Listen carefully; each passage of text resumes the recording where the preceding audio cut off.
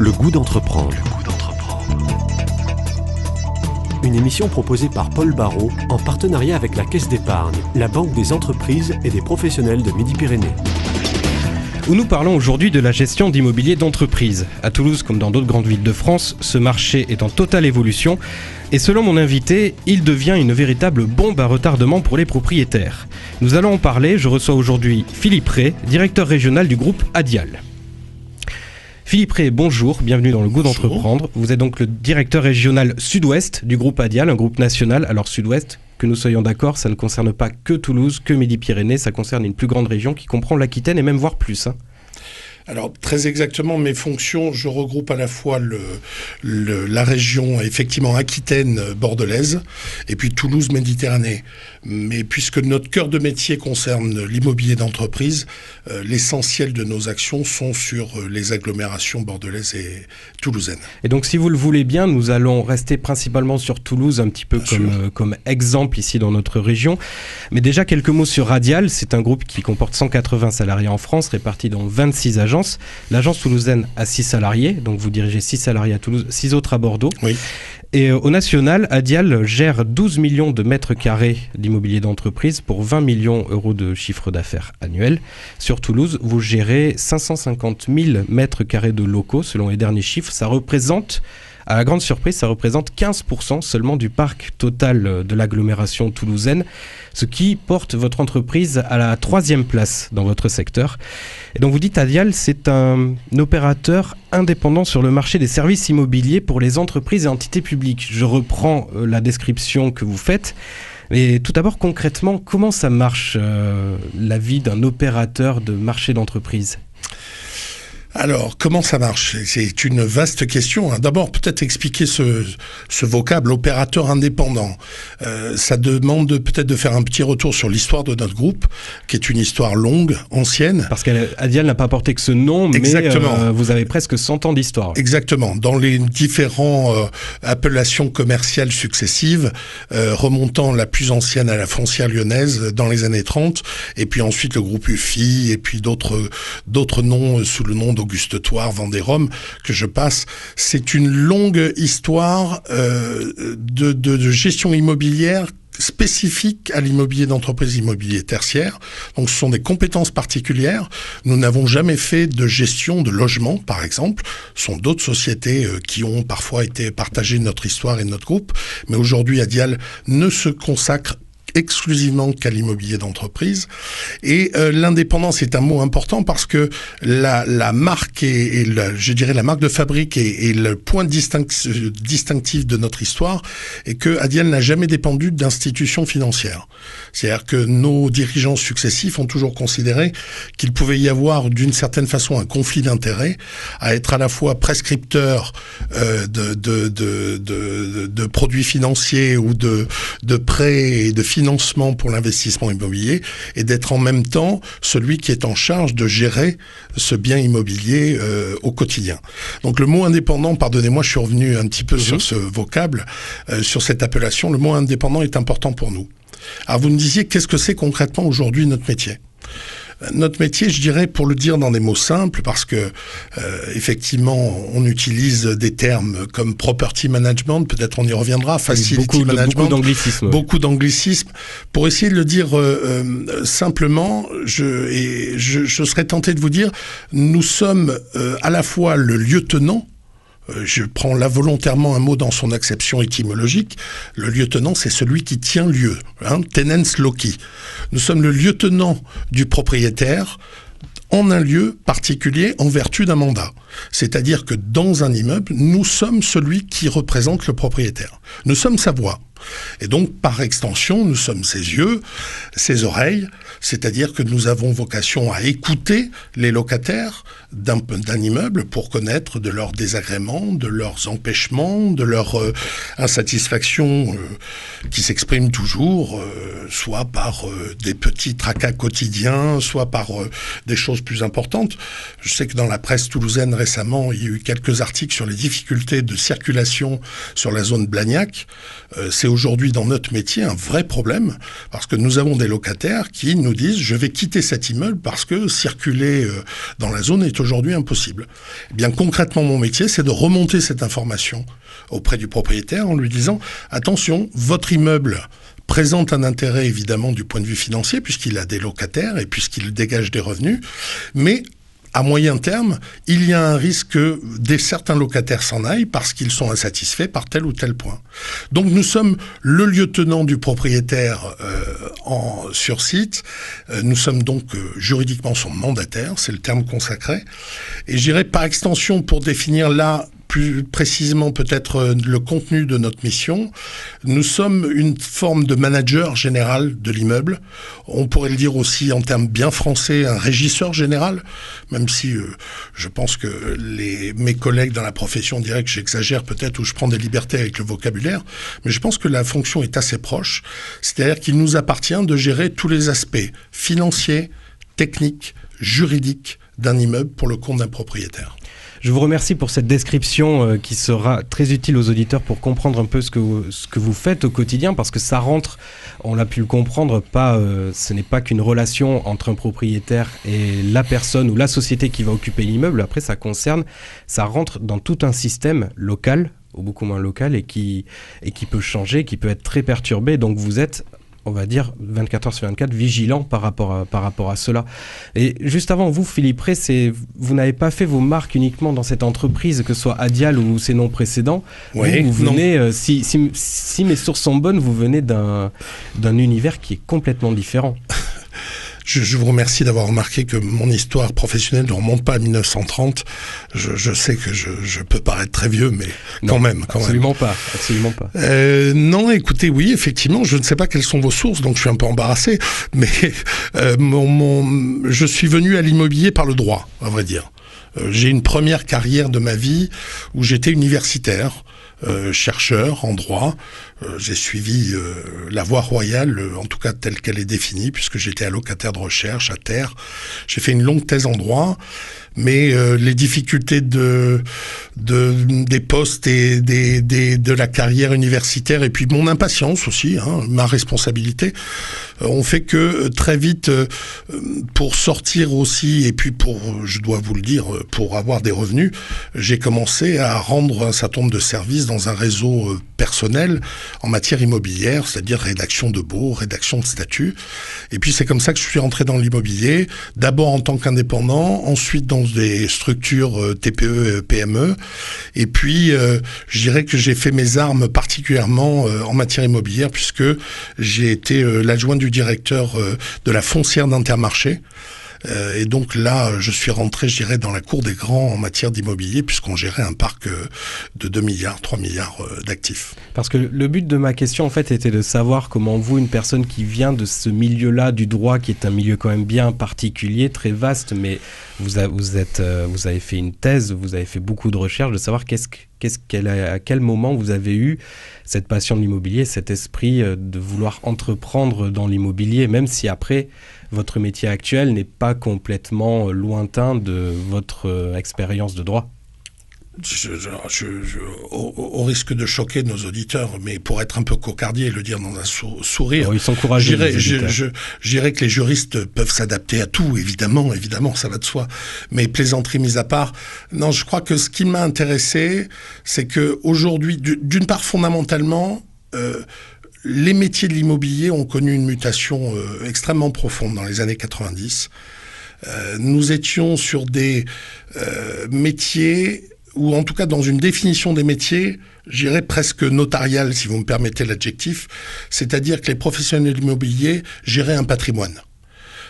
En disant cela, j'essaie de signifier par là qu'ils géraient les économies d'un certain nombre d'investisseurs privés ou même d'investisseurs publics, mais qu'il y avait surtout la volonté de pérenniser une valeur et donc de la transmettre.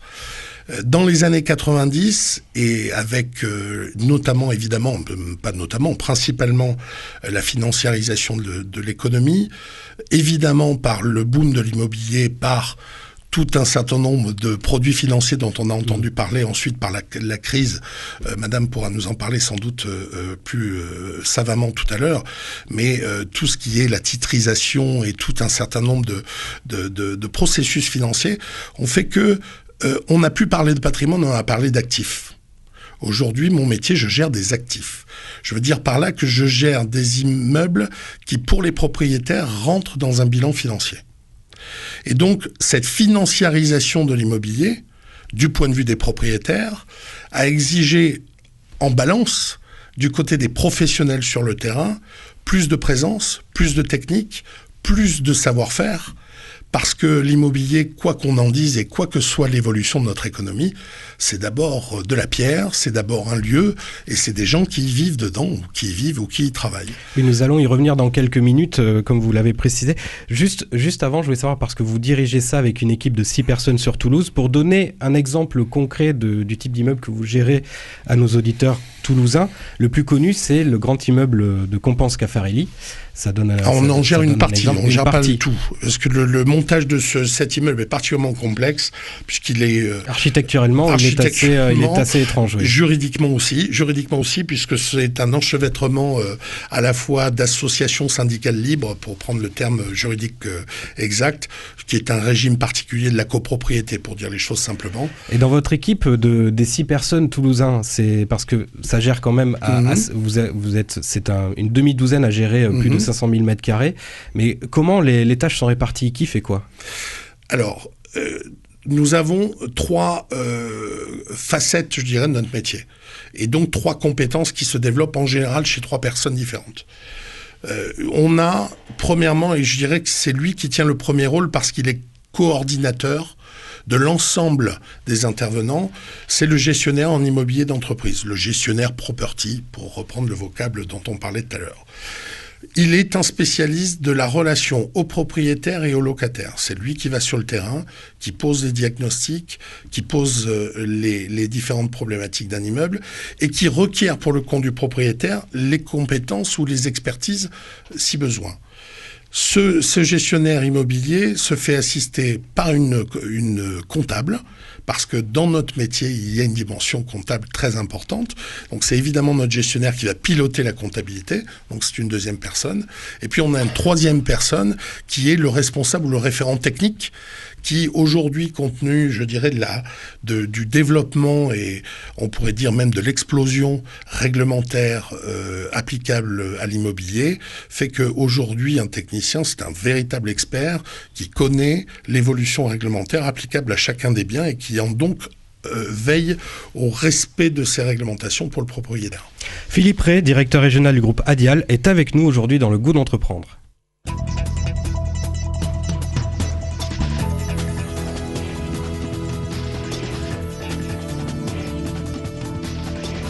Le Goût d'entreprendre, Paul Barraud. Et nous sommes toujours avec Philippe Ray, directeur régional du groupe Adial, groupe national de gestion de marché immobilier d'entreprise, et lui qui dirige entre autres l'agence de Toulouse qui gère pas moins de 550 000 mètres carrés de surface de bureaux. Et au niveau de la gestion, nous avons fait venir dans cette émission, elle revient, elle était là la semaine dernière, Marie-Christine Monnoyer, qui est professeure de gestion à l'université Toulouse 1 Capitole.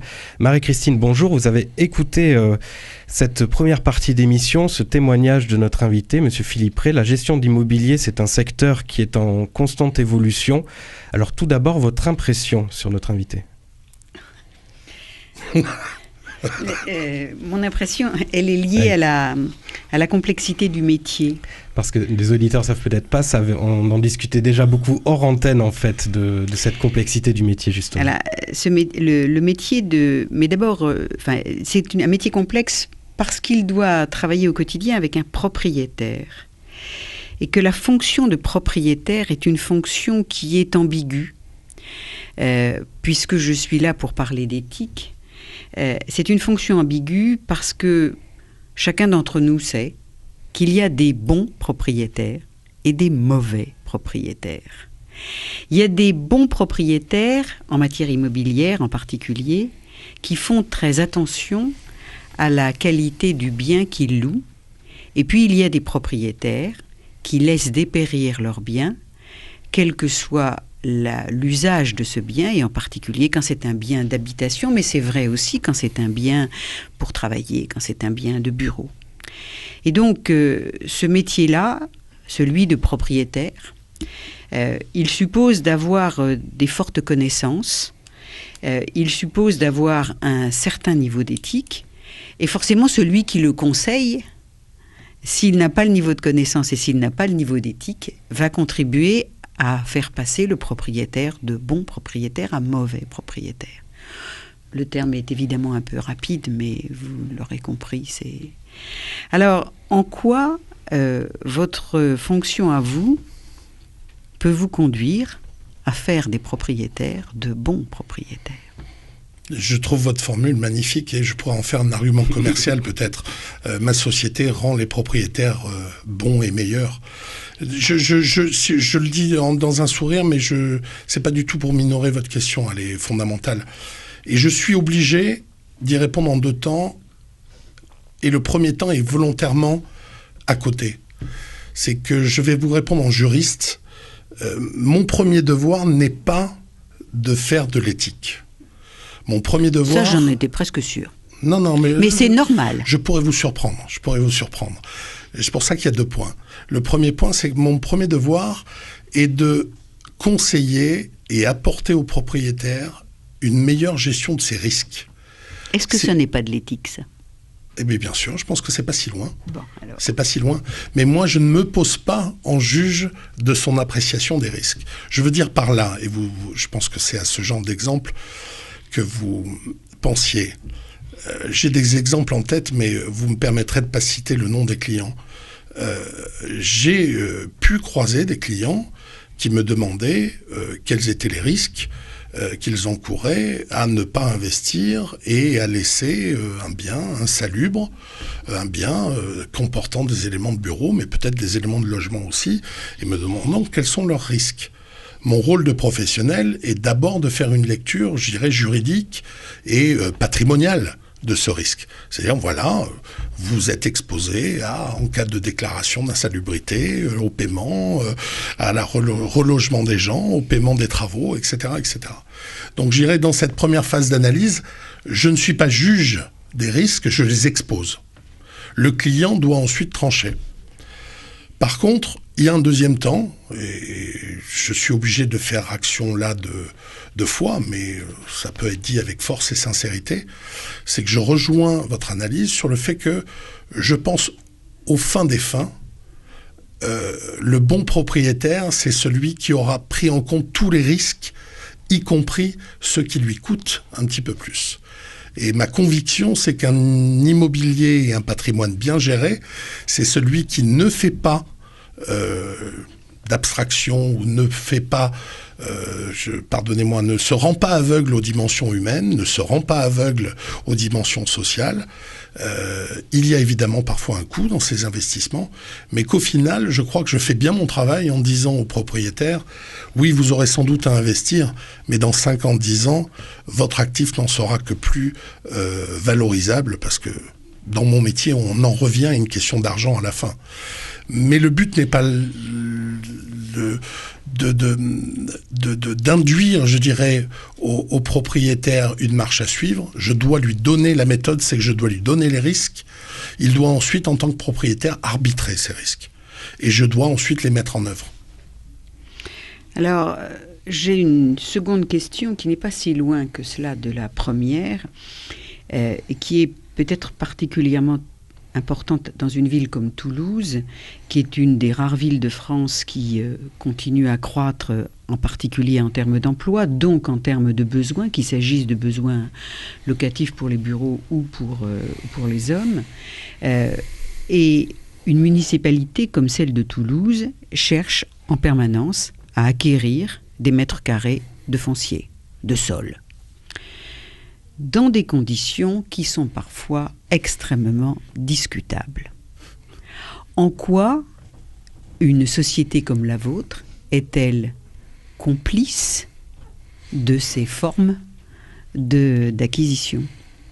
Alors, complice, je suis obligé de vous renvoyer la question et que vous me définissiez quelle est cette forme de complicité.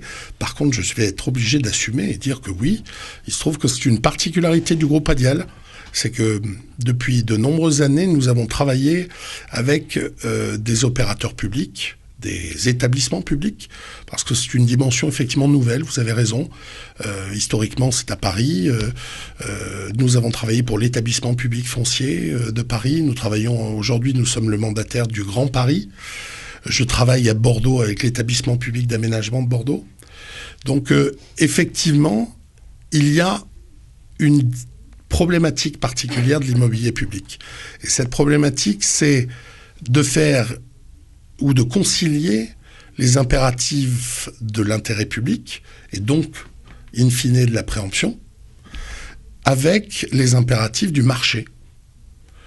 Comment puis-je influencer le marché en peut-être préemptant du foncier en centre-ville pour ensuite le revendre ou le proposer à un aménageur qui va faire du logement. Ces établissements publics fonciers ou ces établissements publics d'aménagement sont des instruments d'urbanisme livrés aux collectivités et aux communes ou aux agglomérations pour prendre leur part dans le marché, effectivement, ou pour prendre leur part et essayer de l'influencer et essayer en tout cas de pouvoir accomplir des missions d'intérêt public dans le cadre d'un marché immobilier particulièrement complexe.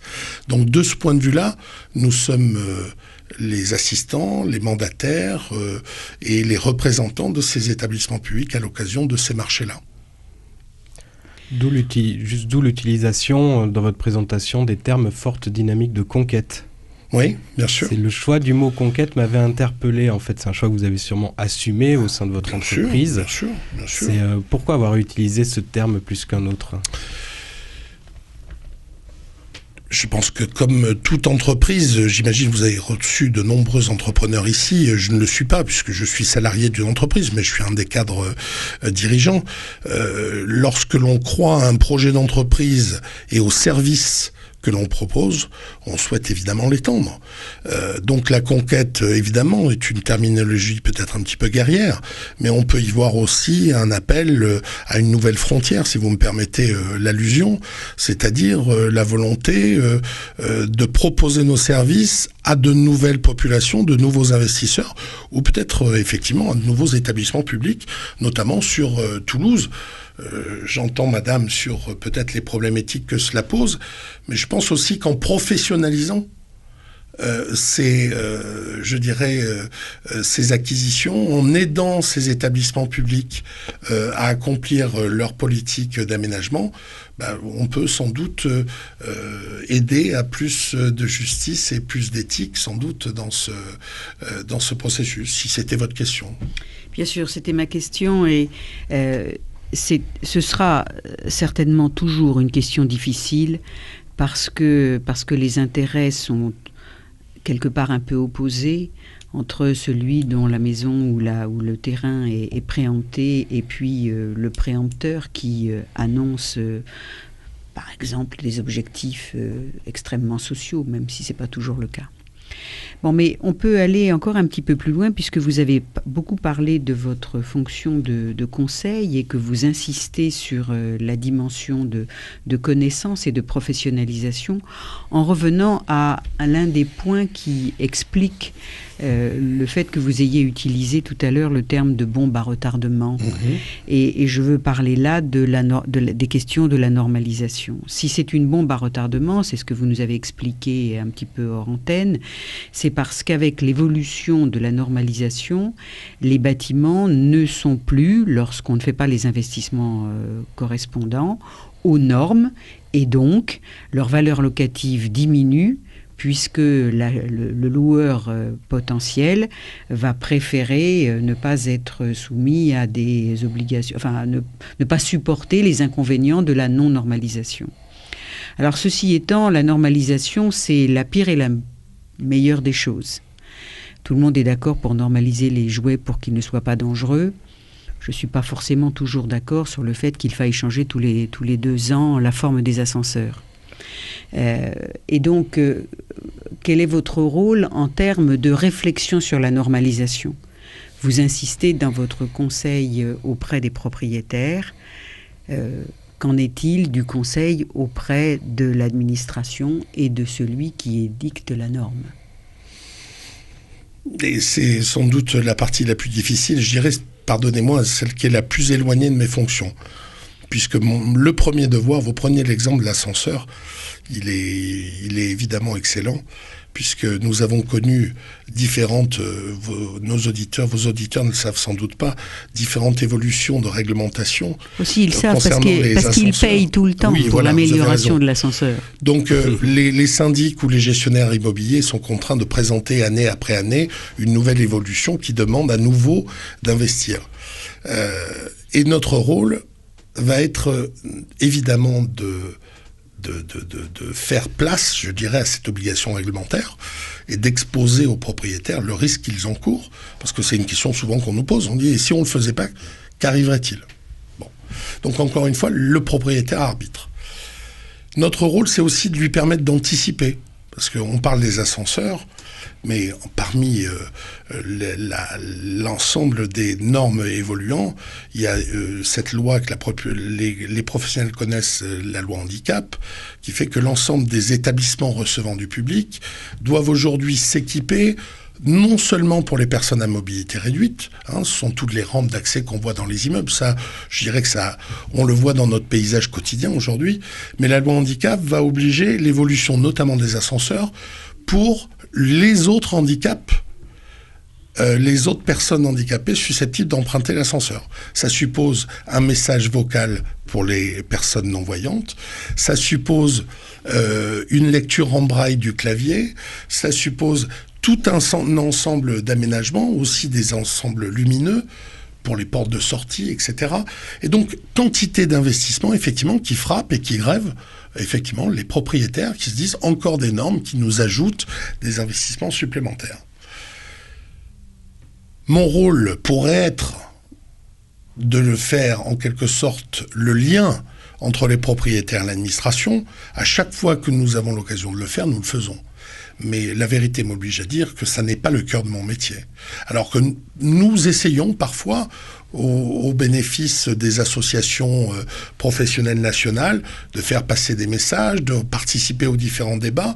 Peut-être que notre rôle est de participer à plus de débats comme le nôtre aujourd'hui, pour nous rappeler qu'au-delà de nos obligations stricto sensu vis-à-vis des propriétaires, nous avons des obligations sociales ou politiques à prendre place dans un débat plus large. Peut-être. Et nous verrons si cette évolution, si cette implication ou non d'Adial suivra dans les années qui viennent dans ce débat-là qu'on venait de le dire.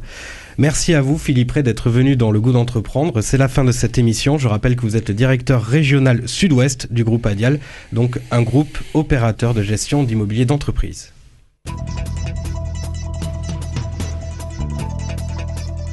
Retrouvez cette émission sur décideurenrégion.fr/midi-pyrénées.